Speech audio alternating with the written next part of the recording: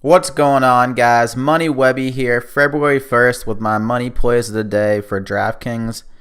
We got a 12-game slate here today. First game, 7 p.m. Cleveland Cavaliers against the Minnesota Timberwolves. Over-under of 215.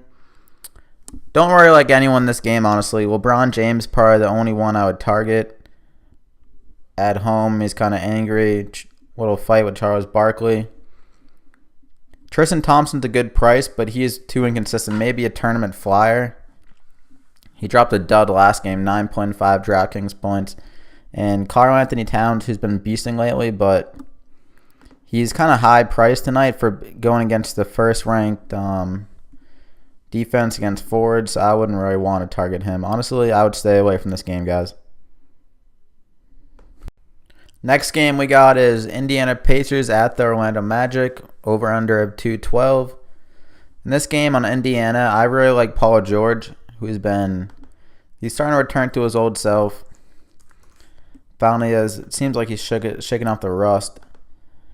53 fantasy points, 45, 46, 48 the last 4 games. I don't see why he can't keep it going tonight.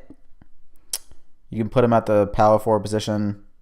And on Orlando, not many guys I really like. Ibaka is 6,100 would be the one guy I'd like. But I wouldn't want that. The only one in this game I'd really want in my lineup is Paul George. I think he's kind of underpriced. I think he's going to keep on going up in price with how I don't think DraftKings is finally accepting that he's fully back. I think he's fully back to his old self, and he's going to keep on going up in price, so this would be a good time to get him. Next game, 7:30, Atlanta Hawks at the Miami Heat, over-under of 205. But before we go into that game, I'm just going to be making a lineup as we go. I'm going to put Paul George at the power forward position. And, yeah, so Kent Bazemore in Atlanta, I like 5,300. He's been very consistent. He's more of a cash play here. Actually had a very good game against New York in overtime, 36 fantasy points. Yeah, he's definitely been returning value at his price, like 4,500, 36 points. We'll take that all day. I literally mean all day. 42 fantasy points, 4,700. We'll go ahead and lock him in. I like for that price. I think he's going to do some damage. On Miami, not anyone that's overly exciting. Atlanta has good. I would like Whiteside, but I think that Dwight Howard could actually control Whiteside. Kind of a good defender on Whiteside. Atlanta matches up well against the big man. As you can see here, 9th against centers. They're pretty stout down low, so I wouldn't touch anyone on Miami. Waiters, I would like, but with Tyler Johnson back, it kind of scares me away from Waiters. So, yeah, the only one in this game I'd really target is Bazemore or Millsap if you have the money. 7:30 Eastern also. Toronto at the Boston Celtics, over-under of 214.5. In this game, Jonas Valanciunas at 5,400 seems too obvious to me, honestly. He's done very well against the Celtics this year, averaging 12 points and 16.5 rebounds. Celtics not that great of a rebounding team. Valanciunas, he's going to eat up the rebounds, and definitely at 5,400 is a good value. For Boston, Isaiah Thomas, you can't fade this guy with how he's literally going off recently. He's definitely on a mission. Toronto, 22nd against the point guards. Let's just look at his game log. 57, 56, 41, 60, 50. You have to lock him in here, especially against Toronto. Lowry, not that great of a defender. Small like Isaiah Thomas. I think that you have to lock in Isaiah Thomas here.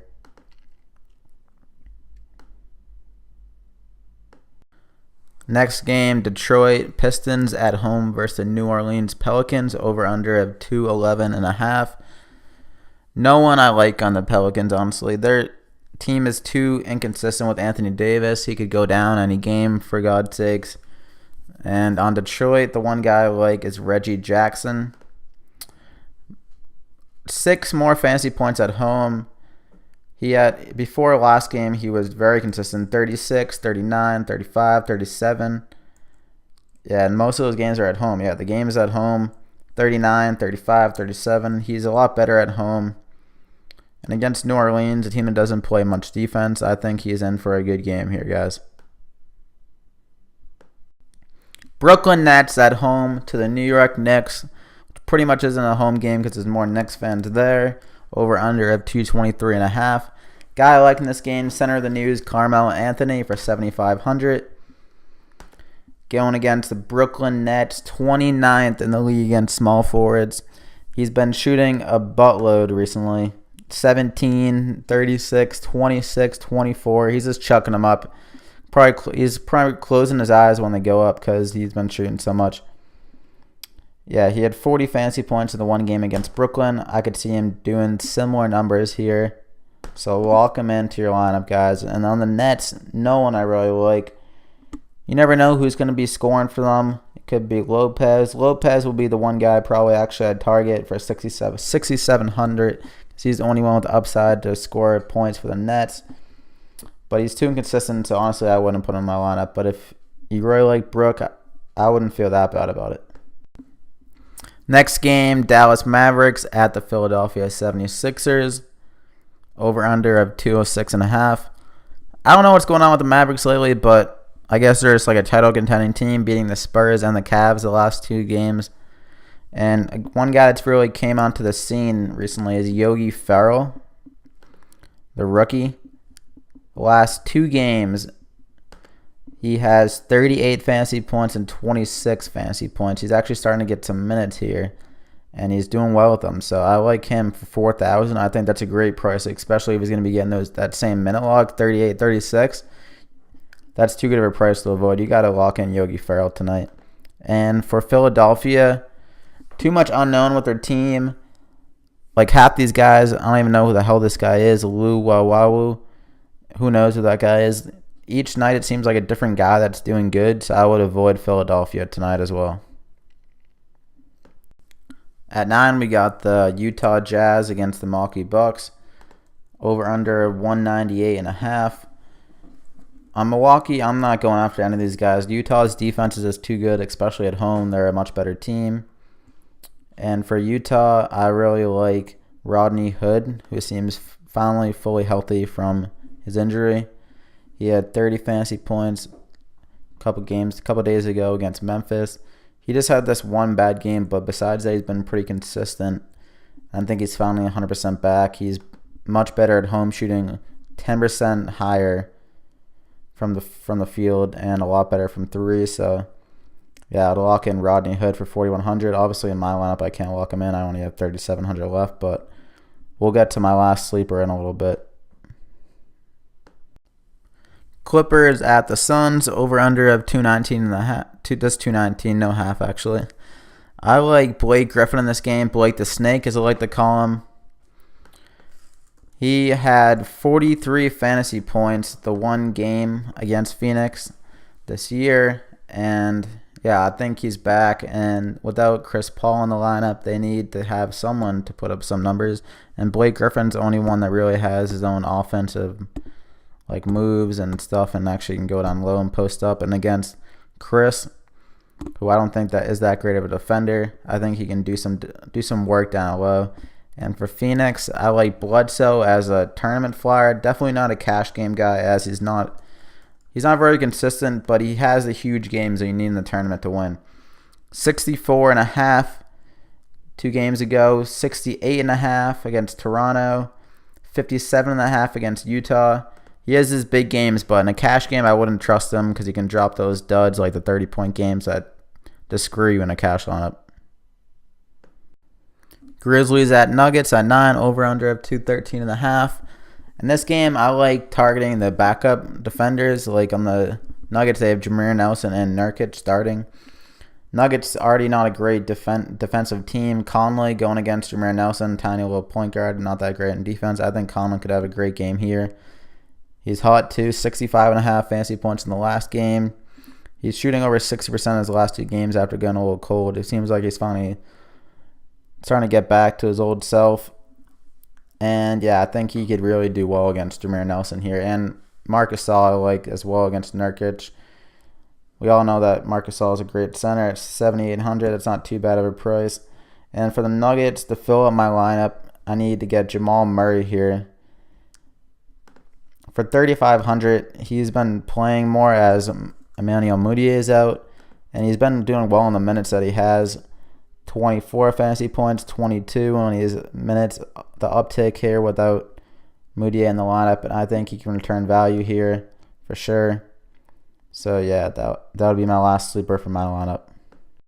Just realized for my lineup that I need a forward actually instead of a guard. So scratch Jamal Murray for my lineup. But we'll move on to the next game to find my forward. Sabonis, my boy from Gonzaga. Domantas Sabonis. He's been starting now in place of Enes Kanter, getting them big minutes, 35 minutes in the last game, and he put a value with a 3,300, got 31 points. That's great value right there, and I just can't. He might be a chalk play, but I don't think you can avoid him. In cash games, you got to lock him in. Tournament, you might be able to look elsewhere, but for 3,300, he gives you so much upside with the rest of your lineup. And for Chicago, Jimmy Butler, I like.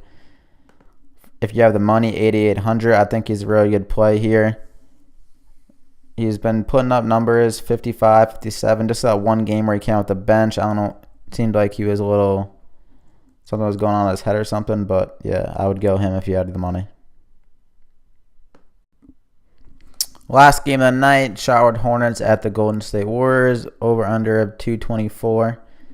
In this game, I wouldn't be overly excited over anyone on the Hornets, as I think the Warriors will beat him up pretty bad. They had a close game the other night, and Marvin Williams would be the one guy I'd want, but wouldn't be too excited about him. He did well against them at home. 29 fantasy points against them, and he's getting the minutes of 4,900. It's on a bad value. And for the Golden State Warriors, I would go Steph Curry, 8,500. He's been doing very well recently. Him and Kevin Durant are finding again that chemistry together. 66 fantasy points in the last game and only 29 minutes, which is unheard of. He's pretty much been unconscious from 3 recently. So I would go Steph. And that's going to be it, guys, for the 12-game slate. It was a long video. I hope you guys liked the content. And as always, leave a like and subscribe if you want to see more of these videos of daily fantasy basketball tips. And we'll see you later, boys and girls. Ta-da!